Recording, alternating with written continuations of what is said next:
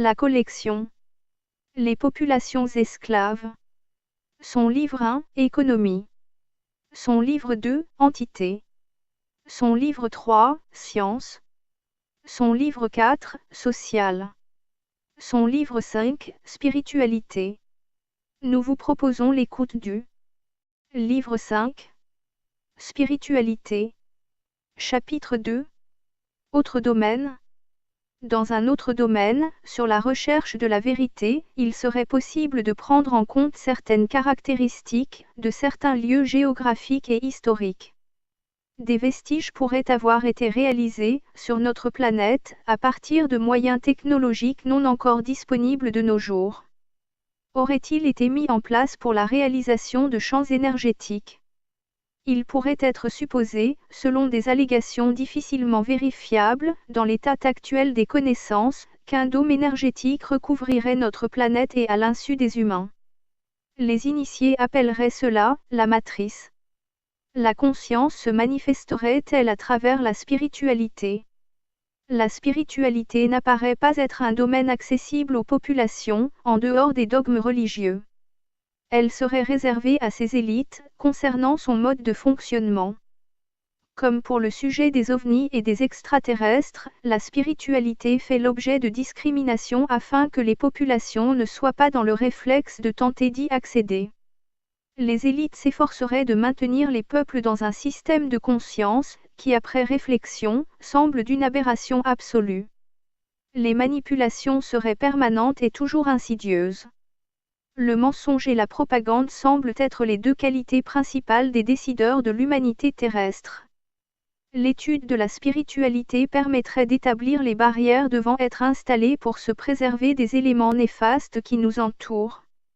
Il est particulièrement important de savoir reconnaître les personnes qui nous seraient néfastes. Ces personnes apparaîtraient généralement programmées pour nuire aux autres. C'est la théorie du yin et du yang des Chinois et aussi celle du blanc et du noir des Occidentaux. Selon cette théorie, certaines personnes pourraient évoluer sur un plan spirituel alors que les autres ne sauraient pas le faire. Des entités négatives, extérieures, sembleraient être à l'origine des agissements néfastes de certains individus ainsi désignés. La compréhension et la compassion, lorsqu'elles sont mal utilisées, peut donner un effet boomerang. Les personnes qui ne mériteraient pas ces éléments sociaux pourraient les utiliser à l'encontre de leurs bienfaiteurs. Il y aurait donc une prise de conscience nécessaire. Où se situe alors la prise de conscience? Il y aurait une force égale et opposée. Tous les processus dans l'univers procéderaient de ce concept. Il s'appellerait le miroir de conjugaison de phase. Il s'agirait d'un couplage ou non entre une onde incidente et une source oscillante d'énergie. Ce concept physique préciserait que l'énergie utilisée pourrait se réorganiser et être à nouveau réutilisée. Cette définition serait-elle applicable envers les individus? Un autre concept préciserait que la mémoire serait inhérente à la nature. Chaque élément héritant de la mémoire collective de son élément. Cette faculté s'appelle la résonance des formes. Cela désigne une sorte de vibration apparentée à un phénomène physique de la résonance. Chaque champ énergétique de chacun et de chaque chose pourrait, de ce fait, enregistrer des schémas de pensée. C'est la théorie quantique qui semblerait vouloir le déterminer. Tous ces concepts seraient en relation avec la mémoire collective cosmologique. La combinaison des pensées se répercuterait à travers l'espace. Ces phénomènes sont explicités par la prise en considération des éléments constatés dans ce qui est appelé l'univers des quanta. Les perceptions instinctives procéderaient de ces logiques quantiques. Autrement dit, au-delà de l'univers physique, il y aurait la possibilité de trouver un domaine structurel, capable de changer les structures de la matérialité. Ce concept s'appliquerait aussi bien, évidemment, aux divers concepts structurels et culturels des humains.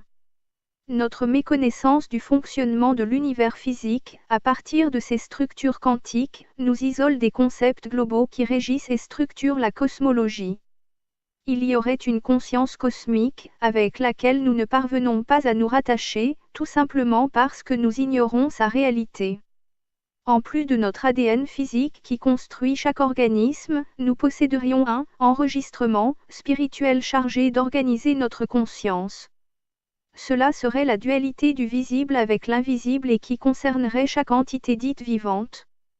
La perception de cet ADN émotionnel nous permettrait d'élever notre potentiel du conscient.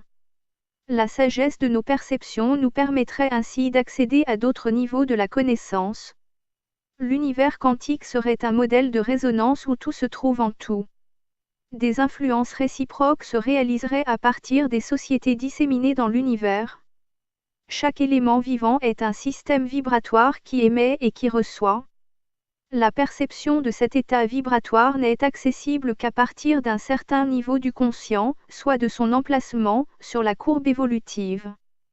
Il y aurait un modèle derrière chaque structure. Il y a la forme physique, puis la forme du conscient. Une conception dynamique se réaliserait à partir des développements de ces structures. La théorie du « sans lien ni cause » confirmerait ces états particuliers de la transmission des états vibratoires. Chaque entité se trouve dans un ensemble continu où ce qui se produit à un endroit se répercute dans un autre endroit. Le vivant qui nous apparaît détaché et détachable de l'ensemble est en fait une partie intégrante du tout en tout. Nous sommes interdépendants avec le physique et le quantique. La connaissance complète de la conscience en serait l'aboutissement.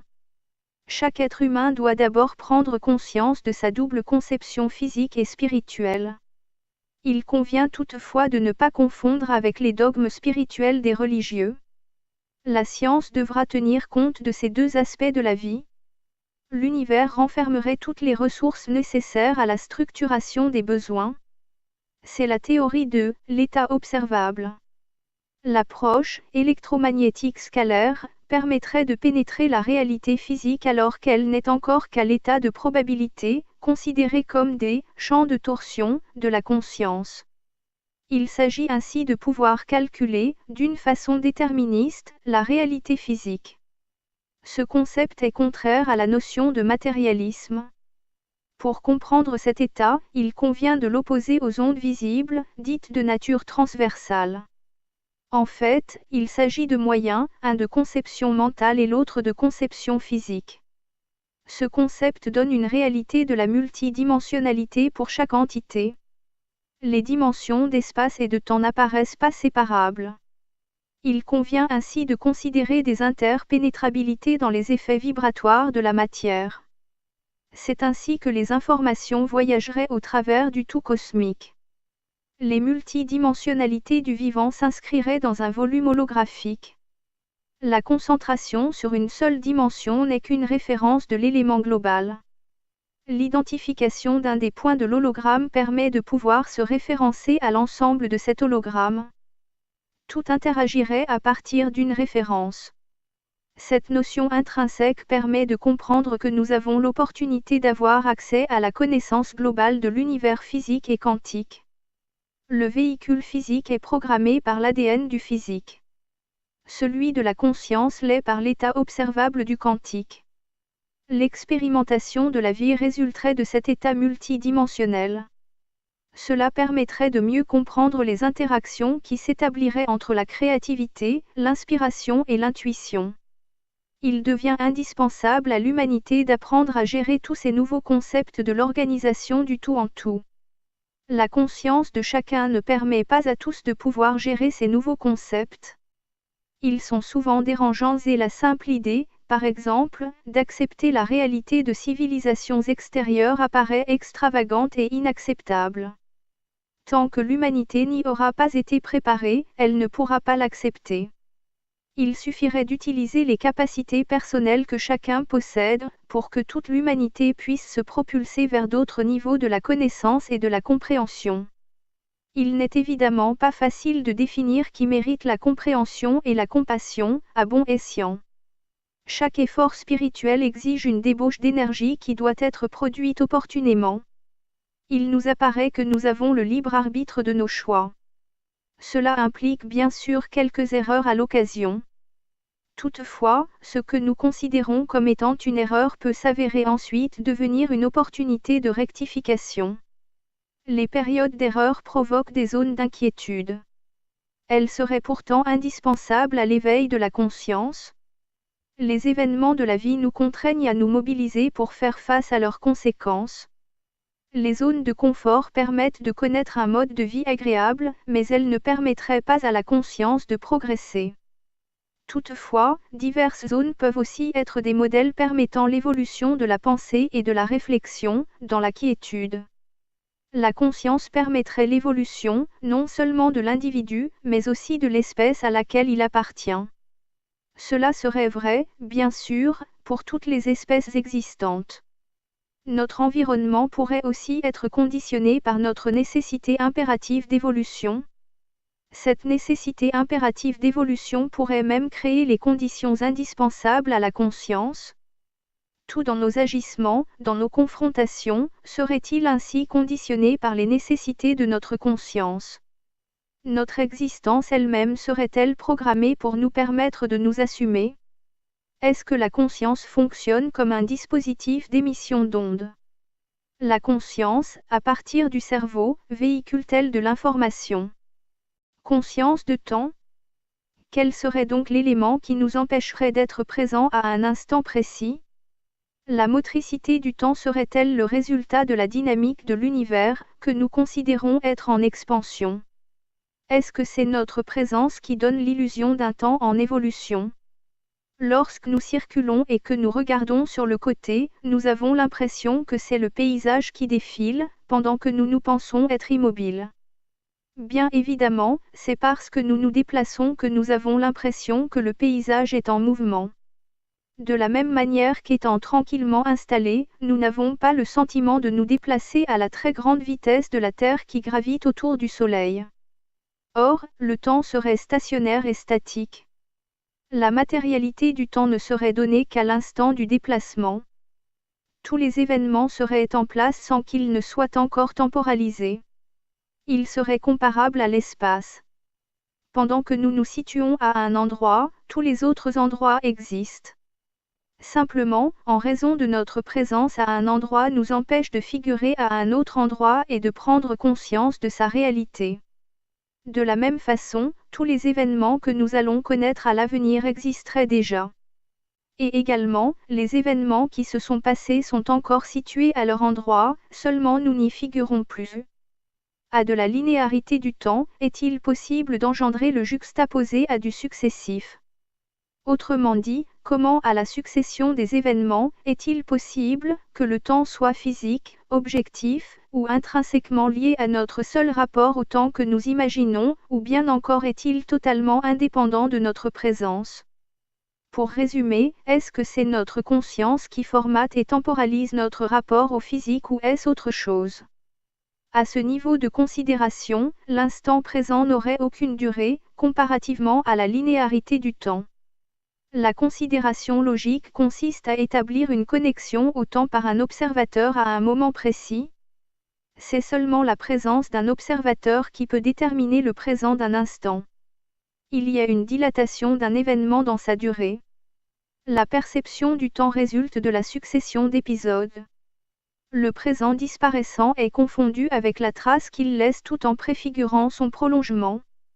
Il s'agirait d'une alliance entre le passé immédiat avec le futur immédiat qui s'établirait au niveau du présent perçu. Il s'agit donc bien du rassemblement d'une succession d'événements qui n'existeraient pas dans le temps physique. Deux instants se succédant ne peuvent pas exister ensemble. La conclusion consiste donc à considérer que la conscience serait capable d'inscrire ensemble des instants qui sont séparés. Deux épisodes distincts et successifs s'excluraient mutuellement de l'existence, en même temps qu'ils appartiendraient à une même et seule série. La flèche du temps devient ainsi illusoire. Comprendre le temps qui passe, c'est établir une corrélation de points. C'est donc la capacité intégrative de la conscience qui permet de coordonner le temps. La perception du temps comme passage impliquant à la fois le futur, le présent et le passé, nécessite une opération à double échelle de la conscience, dans l'exclusion du passé et du futur avec la seule prise en considération du présent, tout en devant appréhender ces trois éléments comme appartenant à une seule série. Les événements se succèdent en excluant les précédents. Sans ce type d'intégration, il n'est pas possible de comprendre notre rapport au temps. L'intervention de la conscience intégrante apparaît nécessaire à la compréhension du temps continu et homogène. Le temps dépendrait donc lui-même de la conscience. Peut-il alors exister de façon autonome par rapport à la conscience? C'est le rapport au présent qui n'est en relation qu'avec notre présence. L'instant du présent ne peut se distinguer du passé et du futur que parce que nous le considérons comme tel. Il convient alors d'observer que le temps est en rapport avec l'instant qui a été, est ou sera présent. Par quoi un instant présent, qui est insignifiant à l'échelle physique, devient-il prépondérant à notre égard, en raison de la présence de notre conscience? Le problème qui se pose pour nous est de savoir si le temps a besoin de la conscience d'un observateur pour pouvoir être identifié, ou s'il s'identifie pour nous. Cependant, les instants chronologiques resteront toujours identiques dans le temps. Est-il, pour autant, possible de résumer les attributs temporels aux seules actions chronologiques? Du point de vue de l'expérience, l'idée que nous nous faisons du temps, par le présent, le passé et le futur, dès notre absence, se contredit. Ces trois éléments perdraient toutes leurs valeurs et donc leur réalité. La conception physique du temps, en dehors de notre conscience, ne comporterait pas cette détermination. Il ne s'agirait que de relations temporelles de succession des événements, sans référence chronologique au présent. La physique, par la théorie de la relativité, ne prend pas en considération une éventuelle réalité du présent. La physique prend en considération la succession des événements, sans accorder d'intérêt au présent qui ne représente aucune objectivité. La structuration mathématique du temps physique qui considère chaque instant comme équivalent fait une totale abstraction du présent. Il est à considérer que la conscience est indépendante de la physique. Le temps est le seul fait, dans l'univers, qui ne change pas. Il ne peut être modifié, dans le temps. L'univers évolue, mais les lois physiques restent figées, ce sont seulement les conditions physiques qui évoluent. Une vérité? Ce terme est des plus ambigus. En effet, nous avons tendance à considérer que ce que nous croyons être la vérité, serait aussi la réalité. Considérer que quelque chose est vrai, c'est constater son existence matérielle. Oui, mais quelles sont justement sa forme, son apparence, sa consistance? Sa forme apparente est-elle vérité ou réalité? Affirmer que quelque chose est vrai ne veut pas dire qu'il s'agit de sa réalité mais plus exactement de son apparence. Or cette apparence ne correspond pas à la composition réelle de l'objet désigné. Il ne s'agit que d'une vision offerte par nos sens. Lorsque nous observons le même objet dans sa composition atomique, sa réalité n'a plus rien à voir avec sa vérité apparente. La vérité se définirait plutôt par la cohérence de la pensée avec elle-même. La conformité du rapport de la vérité à la réalité ne peut être évaluée immédiatement. La conception dogmatique de notre société humaine envers la vérité n'est pas étrangère à cette confusion entre vérité et réalité. La réalité n'est pas ce qui est vu mais ce qui est enregistré et ensuite divulgué. C'est cette interprétation qui crée la confusion d'abord. La vérité ne serait plus qu'une conformité à ce qui est dit. Seule la correspondance exacte de quelque chose, dans tous ses attributs, peut légitimement correspondre à la réalité. Cela revient à dire que des principes rationnels de connaissance ne seraient que des habitudes liées aux répétitions similaires des constats aléatoires. Notre esprit aurait ses propres conceptions de ce qui nous entoure en les considérant comme réels puisqu'il les voit toujours ainsi. Les vérités pourraient n'être que des illusions qui cacheraient la réalité des choses ou des événements. Les vérités seraient à classer dans le langage et la connaissance qui leur sont octroyés, pendant que la réalité concernerait la structure des choses ou des événements qui nous sont cachés a priori. La difficulté, dans l'interprétation de la vérité, c'est que la réalité nous reste cachée. La réalité n'est pas directement représentée. La confusion entre vérité et réalité vient exclusivement de cette difficulté dans l'analyse des apparences. La vérité n'est qu'une représentation de la réalité, qui elle, est tout autre chose. Un hasard. Si l'univers physique est ordonné, c'est qu'il a un sens. Au contraire, s'il devait être considéré comme le résultat du hasard, sa réalité serait totalement absurde. Absolument tout ce que nous pouvons visualiser, sur un écran d'ordinateur, n'est que le résultat d'un encodage numérique. De la même façon, tous les objets qui nous entourent et qui nous apparaissent matérialisés, ne sont que le résultat de l'organisation des molécules d'abord, de celle des atomes ensuite et d'un hypothétique encodage des particules enfin. C'est en réalité l'encodage des interactions de ces particules qui définissent tout notre environnement. Les principes d'incertitude et l'indétermination quantique ressembleraient à une pensée globalisée. Le chaos apparent des choses et des événements pourrait être aussi organisé qu'une partition de musique. Tout serait alors programmé par une information. À fin d'illustration, il suffit de prendre en considération le nombre, pi, qui à lui seul, contient le passé et le futur de l'univers sous sa forme numérique. Il s'agit, parmi une myriade d'autres nombres, d'un nombre inconcevable, apparenté à un être numérique. Notre univers physique apparaîtrait construit d'après un code numérique très précis. En comparaison, le nombre pi serait un nombre compressible et sans désordre alors que pour l'univers il s'agirait de beaucoup de complexité. Toutefois, pi pourrait être l'élément qui devrait nous permettre de comprendre ce que signifie l'univers dans son entier et où tout serait déterminé. D'autres nombres tels que le nombre d'or ou le nombre oméga représentent aussi des énigmes. Autrement dit, tous les phénomènes observables pouvant apparemment résulter du hasard seraient tout simplement parfaitement structurés dans un ordre défini et caché. Tous les phénomènes que nous observons, que nous considérons comme des résultats de hasard, ne seraient en réalité que des conditions que nous ne comprenons pas. L'évolution d'un système ne pourrait nous être compréhensible que si nous en connaissions les conditions initiales. L'imprévisibilité des évolutions est simplement liée à notre incompétence à connaître l'initialisation des conditions préalables. Tout phénomène ne serait qu'en apparence chaotique, à cause des attracteurs étranges qui sont des objets mathématiques abstraits également appelés des équations différentielles. Comme dans toute composante fractale, la partie initiale est identique au tout. Tout phénomène, dont l'apparence est aléatoire serait parfaitement structuré dans des modèles, dont le résultat apparaît chaotique, mais correspondrait à une exigence d'universalité.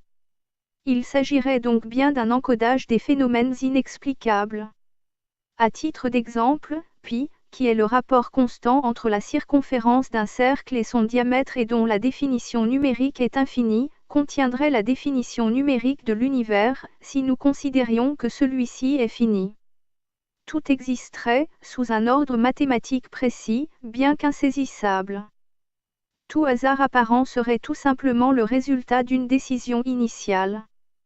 Le nombre, oméga, lui-même, dans son apparence d'imprévisibilité, ne serait pas non plus aléatoire. Ce nombre contiendrait des informations qui ne nous seraient pas accessibles. Tous les systèmes paraissant logiques ne seraient qu'inéluctablement incomplets. Le défaut d'information en serait la cause essentielle. Il convient de préciser que les particules seraient reliées entre elles par un effet de l'information.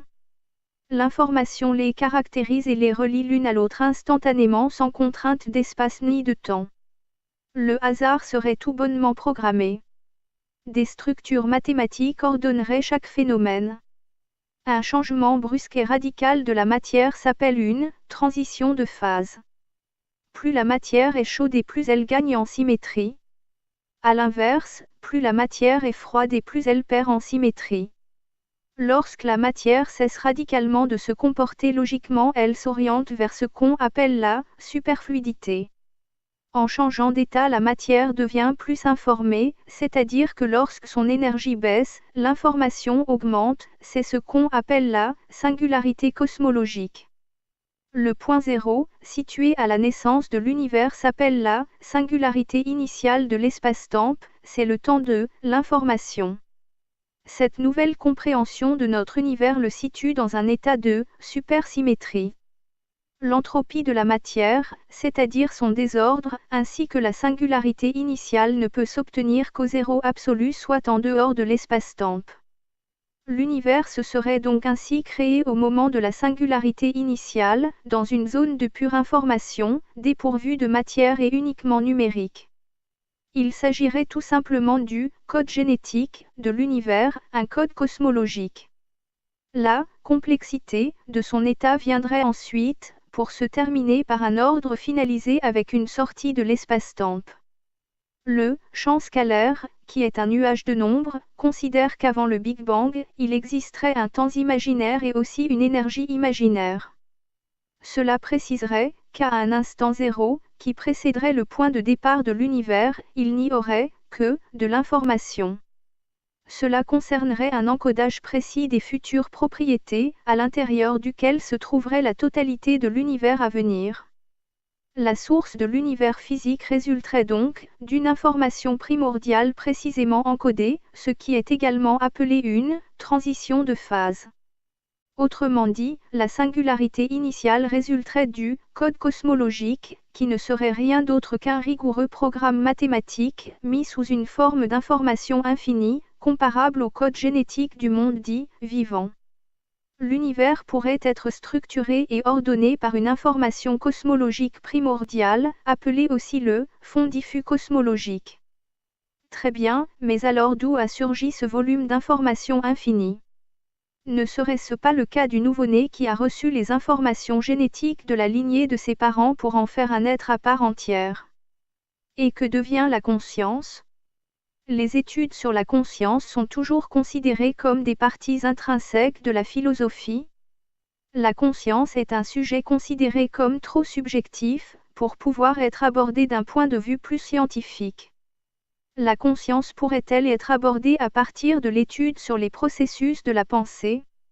La conscience peut être examinée auprès d'un sujet et aussi auprès d'une collectivité. Est-il possible de pouvoir envisager de décoder la conscience? Vouloir traiter la conscience consiste d'abord à considérer que l'esprit serait indépendant de la matière.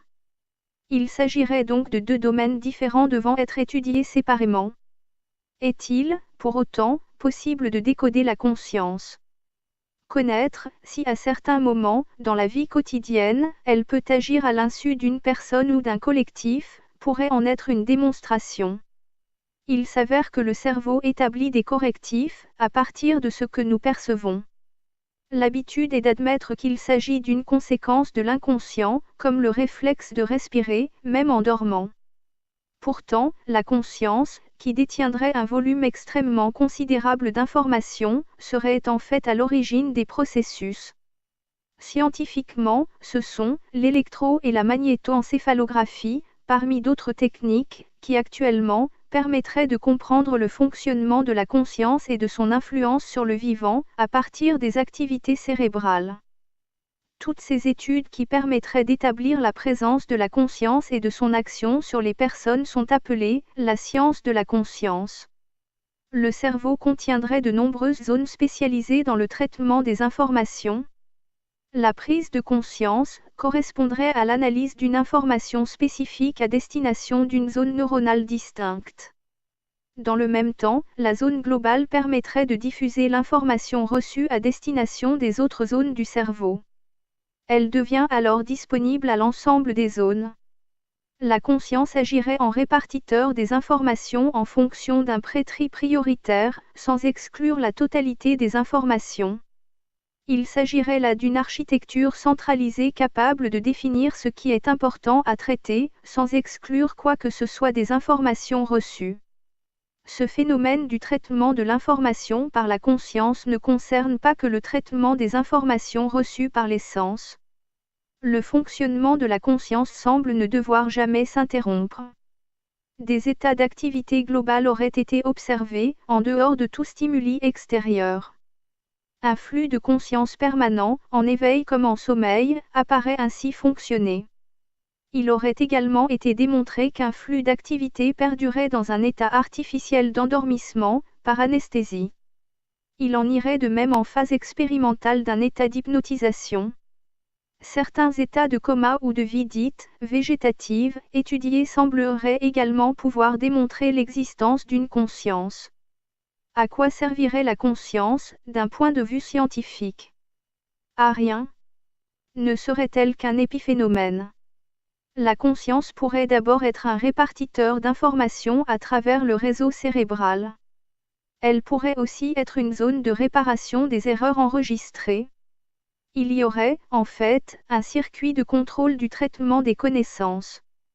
Il y aurait aussi des zones de comparaison dans le traitement des informations qui seraient autant de points objectifs sur la réalité de la conscience et de son évidente utilité. La science pourrait, là aussi, démontrer qu'aucun domaine ne puisse lui être inaccessible. Une synthèse. Comment peut-il être possible de concevoir la conscience à partir de l'étude quantique de la matière?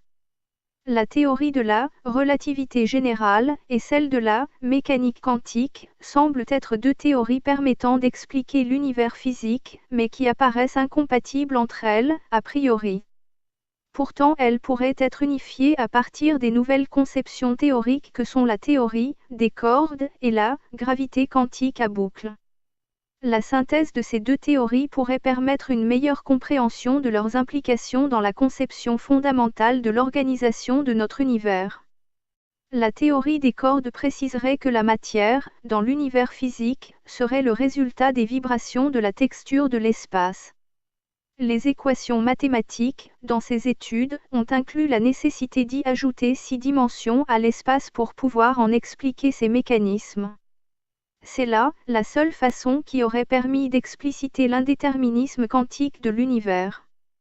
La gravité quantique à boucle, quant à elle, définirait qu'il n'y aurait pas la nécessité d'ajouter des dimensions à l'espace, mais qu'il faut, au contraire, lui octroyer 6 degrés de vibration, afin d'être en mesure d'en expliquer ces mécanismes. Dans l'immédiat, la physique a donc besoin d'ajouter 6 degrés de liberté supplémentaires de vibration de cet espace, pour pouvoir expliquer la structure infiniment petite de la matière. Dans ces concepts, il ne serait plus possible de prendre le temps en référence. Cela impliquerait donc la prise en considération d'une vibration simultanée d'un temps illusoire. Cela impliquerait aussi l'étude des trajectoires multiples dans le temps, sans aucune prise en compte du présent. Le passé et le futur se trouveraient alors indéterminés et accessibles selon le modèle de volonté utilisé. En fait, ce sont les ondes gravitationnelles qui permettraient d'appréhender l'état vibratoire de l'espace-temps. Cette déduction permettrait de mieux concevoir le pouvoir de la conscience sur le devenir de chaque entité. Il en découlerait que la conscience réduirait les effets de la gravitation quantique du cerveau, appelé état quantique. La conscience serait ainsi liée aux vibrations de l'espace en action dans le cerveau. Il y aurait donc un état de cohérence quantique dans les microtubules, des réseaux de connexion entre les neurones du cerveau. La déduction logique de ces études résiderait dans le fait que la réalité ne se construirait pas dans le temps, la réalité changerait en permanence dans le futur. Cette particularité, appelée ligne temporelle, suggère que toutes les cohérences seraient ainsi accessibles à partir de la gravité quantique. Les changements se trouvant sous le contrôle des intentions apparaîtraient donc dictés par la conscience. Le phénomène de la conscience serait ainsi relié aux fluctuations quantico-gravitationnelles de l'espace. La conscience pourrait alors être définie comme étant composée de 3 zones. Une zone énergétique, une zone spatiale et une zone spectrale. Dit en d'autres termes, il y aurait la volonté, le mental et l'émotion. Dit encore en d'autres termes, il y aurait l'identité, la pensée et les sentiments.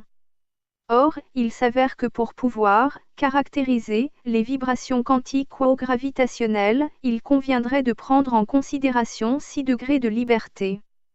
C'est justement parce que la conscience interagirait avec la matière, qu'il serait alors plus facile de comprendre que tout, dans l'espace, ne serait qu'information. La réalité n'est pas ce que nous percevons et c'est une évidence, nos sens étant beaucoup trop limités. Ce que nous percevons n'est seulement que ce que nous admettons comme étant notre vérité. Il convient donc d'établir une corrélation entre l'esprit et la matière. Il convient encore, à cet instant, de comprendre que l'action décidée influe sur le comportement des éléments voisins. La pratique du jeu d'échecs illustre parfaitement cette constance. Le changement de position d'un élément, dans le jeu d'échecs, fait varier la valeur intrinsèque de tous les autres éléments du jeu de façon irréversible et temporelle. Il ne s'agit pas seulement des valeurs attribuées à chacune des pièces situées sur l'échiquier, mais de leur valeur stratégique. Cette notion permet de comprendre la possibilité du libre arbitre décisionnel aboutissant à un apprentissage totalement incompatible avec une notion de connexion consciente.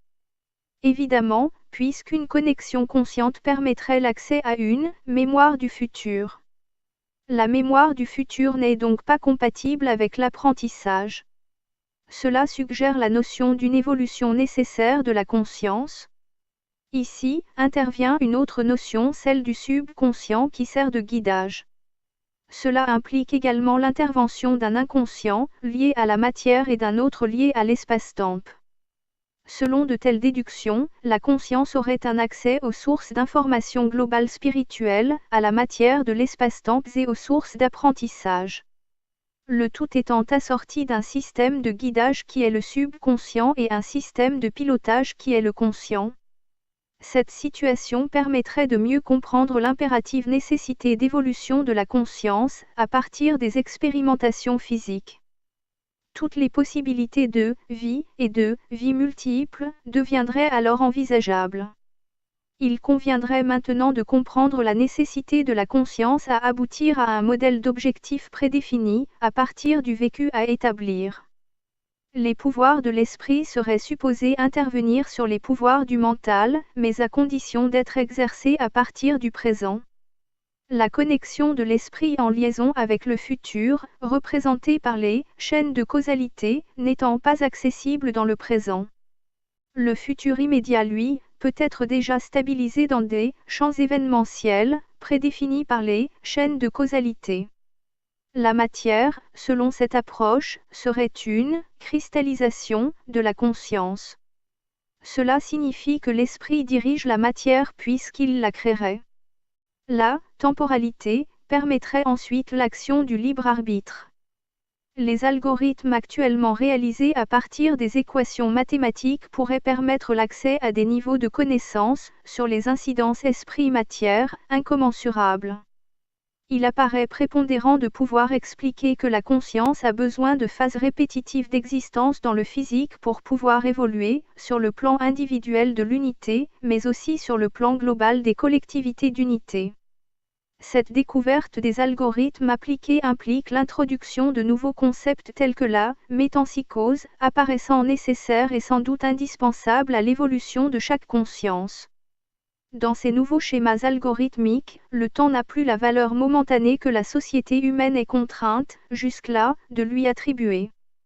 Le présent perd son identité sur la permanence de la conscience de soi, au profit d'une mixité d'un passé futur difficile à appréhender, à notre niveau cartésien de compréhension. En conséquence, il devient impératif de reconsidérer cette notion particulière que nous avons de comprendre le temps. Le temps ne peut pas être comparé à un écoulement, à la façon d'un fleuve, par exemple. Il faudrait pouvoir, pour cela, lui attribuer des propriétés que l'on ignore. Si nous représentions un axe des temps par une ligne infinie, tous les instants de ce temps coexisteraient dans un même présent. Or, la réalité nous montre que ces instants ne peuvent pas coexister étant donné qu'ils correspondent à des instants successifs. Vouloir représenter le temps ainsi contraint à le spatialiser. Cette appréhension du temps ne peut expliciter comment la ligne du temps se construit. S'agirait-il d'un instant parcourant la trajectoire de l'éternité, ou serait-ce seulement l'instant présent qui existe, dont la durée serait nulle? Cette hypothèse pose la question de savoir si le futur existerait déjà dans l'avenir ou pas du tout. La succession des instants présents permet-elle de faire exister des instants futurs? La question se pose alors de vouloir comprendre pourquoi il nous est impossible de demeurer dans le même instant du présent. L'expansion constatée de l'univers nous contraint pourtant à prendre en considération l'existence matérialisée du temps. Ne serait-ce pas notre conscience, qui par nécessité intrinsèque, temporaliserait l'univers? Comment un état successif pourrait-il alors produire un état juxtaposé? Y aurait-il un moteur du temps? Auquel cas serait-il physique, objectif, subjectif ou simplement élaboré par la conscience, peut-être par illusion? S'agirait-il donc de la conscience qui nous temporaliserait dans l'univers ou s'agirait-il d'un élément dans l'univers physique? Dans les deux cas, la conscience envelopperait le présent de sa proximité, compte tenu d'une persistance du passé et de la conception du futur. Cette perspective est parfaitement illustrée par la succession des notes de musique où la note précédente est retenue par la note présente qui, elle-même, se répercute dans la suivante. Il y aurait ainsi une alliance entre le passé et le futur, établie par le présent, perçu. Aucune mélodie ne serait audible sans ce type d'alliance. Il s'agirait en fait de la conscience qui permettrait l'existence de ce modèle de compréhension du temps. Les instants seraient donc ordonnés en flux continu par la conscience. C'est cette particularité de la conscience qui nous autorise de devoir prendre en considération l'existence d'un cours du temps. La représentation du temps serait, de ce point de vue, la perception du passage liant le passé, le présent et le futur dans un même environnement. Autrement dit, la conscience détermine-t-elle le cours du temps ou celui-ci a-t-il sa propre autonomie, indépendamment de la conscience? Il convient de bien appréhender les valeurs intrinsèques que nous accordons au temps. À titre d'exemple, le présent est un instant totalement insaisissable ni mesurable. Il est représenté par une durée incalculable puisqu'il est immédiatement dans le passé d'une part et dans le futur d'autre part. La conclusion de son inexistence physique est logique même si elle nous apparaît incompréhensible. Le présent qui est le nôtre n'a rien d'universel. Il convient d'en déduire qu'un instant ne peut être considéré comme présent que lorsqu'il nous fait référence. Rien ne peut définir les instants précédents de ceux qui suivent et inversement, sauf à notre conscience qui va considérer un instant comme présent. Chaque définition du temps est, a été et sera présente. Le temps n'apparaît alors qu'en un simple ordre dans l'antérieur et le postérieur d'un ordre purement psychologique. Autrement dit, le temps ne serait qu'illusion. La réalité ne serait ainsi qu'une succession d'événements temporels. Toute la collection Les populations esclaves est téléchargeable gratuitement, au format PDF, en lecture e-book sur le site internet lacléinternation.org. Toute cette collection est également accessible en livre broché. Les livres brochés de cette collection Les populations esclaves, au format A4 sont en vente chez Amazon, livre français, Philippe Vaisseau. À un tarif promotionnel, actuellement, au quart du tarif en librairie. Une collection, en livre de poche y est également accessible. Vous pouvez aussi cliquer sur le logo « Livre Amazon » dans la page d'accueil de notre site internet. lacléinternation.org. La totalité de la collection est en conférence vidéophonique sur YouTube.